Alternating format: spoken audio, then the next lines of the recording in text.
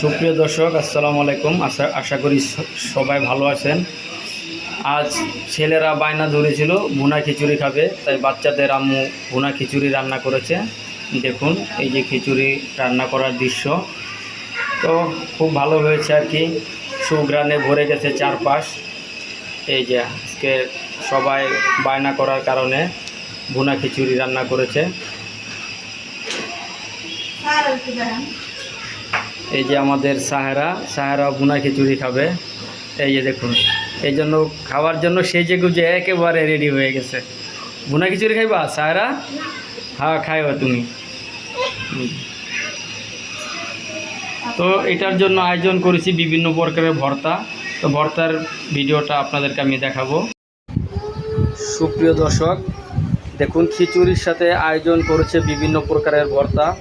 এই যে পাটায় বাটা ভর্তা, সে ভর্তা করার দৃশ্য আপনাদেরকে দেখাচ্ছি।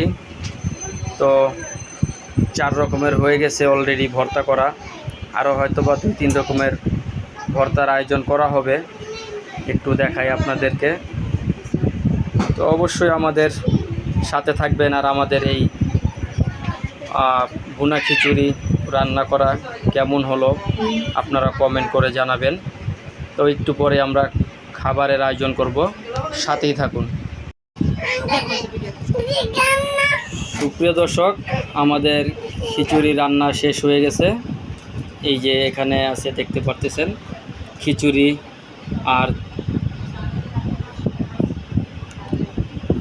5 রকমের ভর্তা, আর এখানে আছে গরুর মাংসের ভুনা।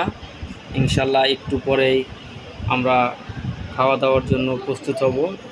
ইনশাল্লাহ সবাই আমাদের সাথে থাকবেন। সুপ্রিয় দর্শক, আমাদের ভুনা খিচুড়ি রান্না হয়ে গেছে, এবার খাবারের পালা। সবাই একসাথে খেতে বসেছে, আপনারা দেখছেন।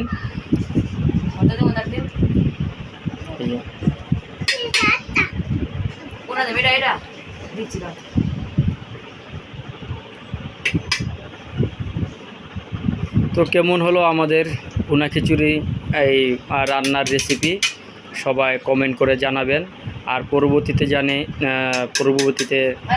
যেন আরও ভালো ভালো ভিডিও আপলোড দিতে পারি, আমাদের জন্য দোয়া করবেন। ভালো থাকবেন, সুস্থ থাকবেন। আসসালামু আলাইকুম।